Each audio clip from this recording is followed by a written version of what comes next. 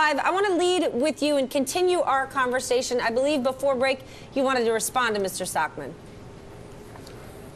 Yeah, what I want to say really is this. I want the old David Stockman back. I was in D.C. in the early 1980s covering Washington politics back then, and I was a huge David Stockman fan. When he was OMB, you know, he developed this reputation for speaking truth to power, talking straight, and he was in the policy mainstream making a difference.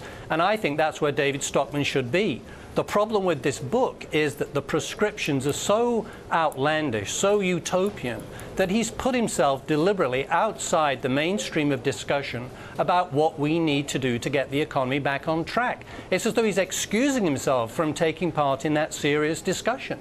Go back on the gold standard, dismantle the federal government. I mean, this is not going to happen, and he knows it's not going to happen.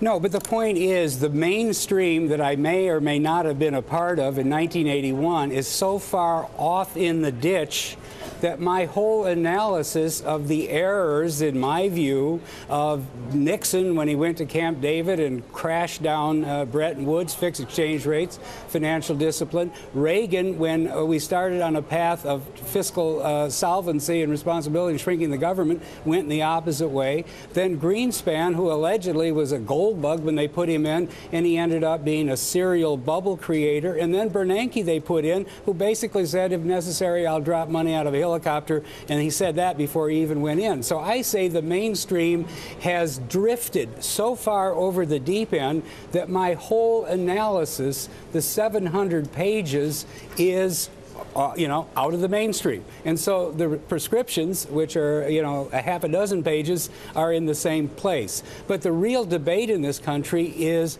has all of this new permanent Keynesianism, and it's ironic with the death of Margaret Thatcher today announced, that we thought in 1981 at least Thatcher and Reagan had killed the Keynesian mythology that we can borrow our way to prosperity once and for all, that by having the government borrow money and passing it out to people so that they'll buy more flat screen TVs was a good thing. All that was dead. Here we are 30 years later, and we're back to the same old thing on steroids, and not only in the fiscal authorities, but in the central banks. All the central banks are pure Keynesian, you know, propositions. Then do you believe QE infinity is going to lead to just runaway inflation? No, it's going to lead to an ultimate collapse in the bond market, because if you believe the bond vigilantes are dead, then you're delusional. The bond vigilantes are laughing all the way to the bank because they're putting on the ARB, buying the 10-year, let's say it's yielding whatever it is this morning, 1.7, and they're borrowing overnight money on the repo at 10 basis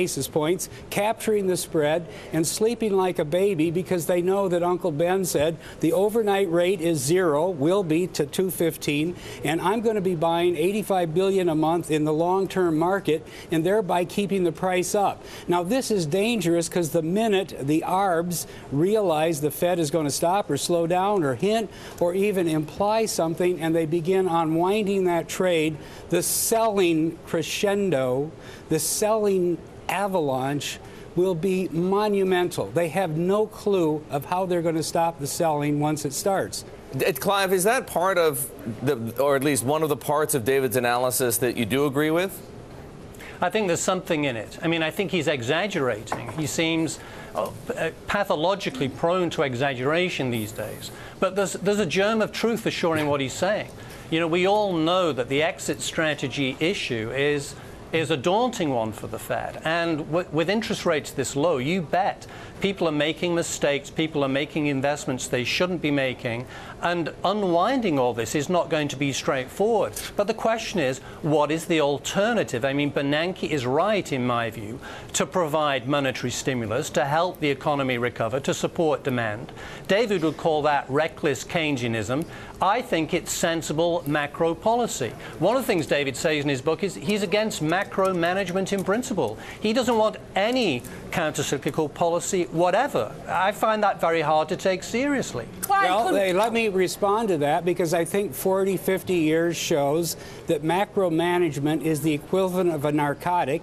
It gives the economy a good high for a while initially, but it then becomes politically habit-forming. Is it the economy or the market? No, it's both. The Congress cannot stop stimulating the economy because there's always something some Keynesian economists will say it's a little too cool, or it's slowing down, or it's speeding up, but don't stop now. And the Fed Well, they're gets it. stopping right now. They're stopping right now. The fiscal stimulus is being withdrawn, and in my view, it's being withdrawn too soon. Well, I mean, if you believe that you can just borrow your way to prosperity, bury the next generation in debt, well, of course, that's what we're doing. And the thing about bubbles, nobody, we're in the world of the bubble blind. And I would say my opponent here this morning is one of the bubble blind. And, these are the arguments to have, because, frankly, in 2007, I heard it, we're in the Goldilocks economy, everything's fine. Ben was trained Ben was trained by Greenspan, and so therefore we can count on Ben. They had no clue of the freight trains coming down the track. He didn't see subprime. He didn't see the housing collapse. They couldn't even tell that housing prices had gone up 200% from 95 to 208, and they couldn't see a housing bubble. Now, if you think people who believe